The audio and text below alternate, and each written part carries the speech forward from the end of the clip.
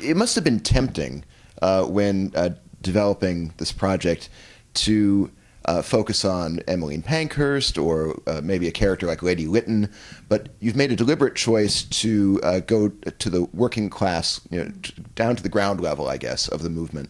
Can you talk about that choice, how that sort of evolved? Do you want to begin? Yeah. Well, I think, absolutely, you're right. Tempting is the right word, because both Mrs. Pankhurst and even Emily Wilding Davison had really tempting lives. But I think a couple of reasons that we chose not to, because they are both exceptional women, and we wanted to write about ordinary women, and they will both have films made about them, and I think these women won't, the working class women won't. And I think part of our desire was to give voice to the voiceless, and that wasn't intention when we started. I think we were genuinely curious about the movement, but when we started to do the research and read about these extraordinary working class women who were working in laundries and sweatshops and domestic servitude, it became so apparent that so many of the issues that they were dealing with, be it equal pay or appalling work conditions or sexual violence or at home and at work or custodial rights of their children, they felt or education, which was a big issue for a number of young women who went straight into the workplace rather than carrying on an education. They felt 21st century issues, and it was about trying to take this ordinary woman who, through the course of her movement and engagement with this movement and a movement towards militant activism, becomes exceptional and changes the course of history. And I suppose that was the desire, was to show that it's ordinary women who change the world. And I'm going to get to production in a moment, but I have another question from the writing perspective. How much came from specific women, such as Hannah Mitchell, in making Maude a composite character, and to what degree is she more of an allegorical vessel for the issues that faced the entire working class arm of the movement? I mean, we worked really hard to make her, the things that Maude experiences is made up of a composite of actual things that happen to the women. So we always try to find models for them. So many of the issues that Maude is dealing with, sexual abuse from her employer ever since she was a child, is something we saw again and again when we read some of the testimonials. And of course it was very veiled, but then we would look at these incredible photographs of these women who worked in these laundries, and there seemed to be a contradiction between what you were seeing, which were these pristine laundries where the women clothes were very well pressed, and actually what they were experiencing, which was when you looked at the medical reports from some of these factories and laundries, where you'd see all the appalling work-related illnesses and ailments and injuries, which Maude talks about in the film. We thought, God, this is extraordinary, because these women, there's real jeopardy to their lives, and so if they're incarcerated, they can't afford to bail themselves. They would lose their jobs. There was no one to look after their children, and so again we realised that fighting this move, if you were fighting within this movement, it was very different depending on what class you were. But we always tried to find the model. So yes, you talk about Hannah Mitchell, and there's Annie Kenney, and there are one or two very well-known working class women. Annie Kenney was in the leadership, but actually the thing that was interesting to us was to try and find all of those different aspects that were very real to those women and try and put them within the film. And when you mention the medical records, is that something that's on the legal record? How do you find those documents? You find them, and you can find them in lots of different ways. I mean, you can find them in the testimonials that we sourced, which was the testimonials that were taken to the Houses of Parliament during the deputation. There are a number of them. We had a number of historians who worked with us who had gleaned medical records at that time, who could show the kind of experiences of the women direct. Yeah, and the prison records actually were fascinating, because they would give accounts of how the women were suffering, and you'd see doctors' signatures and doctors' analysis of how well or ill a woman was on the prison records. So on the production level, this is a massive undertaking as a period film. Were all of those exteriors? Was any of that studio built, or? And then I would love to hear you talk a little bit about shooting at the Houses of Parliament, which is something that hasn't been done since the 50s, right? Yeah, I mean, it was exciting to try and recreate 1912 London, but also a challenge, because a lot of it was destroyed in the Blitz, and lots of it has been regentrified. But we managed to find real locations. There's hardly any of this film as a set build. In fact, only the interior of Maude's house and the interior of the laundry. The rest is all real locations augmented by visual effects. And for the Houses of Parliament was great, because we wanted access and no one ever had. And we petitioned them voraciously, and eventually, to their credit, they said yes, and we put in this very ambitious request of taking in 300 supporting artists and stunt people and period vehicles and horses and staging this anti-government riot in the central courtyard, and they agreed, which was a marker of how far we've come, that this institution that barred women for centuries allowed us in, this predominantly female cast and crew. Right. And it was a hugely exciting moment being there and recreating history in the place it had happened.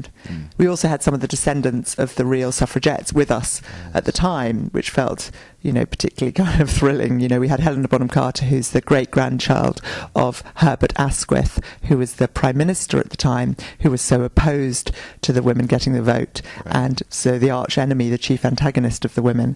And then we had Helen Pankhurst, who was the great-granddaughter of Emmeline Pankhurst, the leader of the movement. And so we had both of them talking to each other, yeah.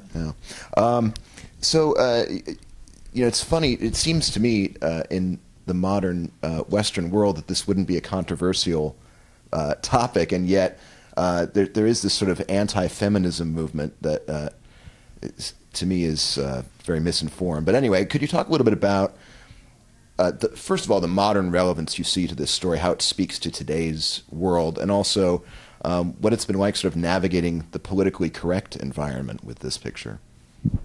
Yeah, I mean, it's interesting that when a journalist in London said whenever a feminist writer writes a piece, when you look at the comments underneath, that in itself justifies the reason for the piece, because you realise the backlash and you realise how far we've still got to go, how many battles we still have to fight about representation of women in the media, and so many other issues that are still prevalent.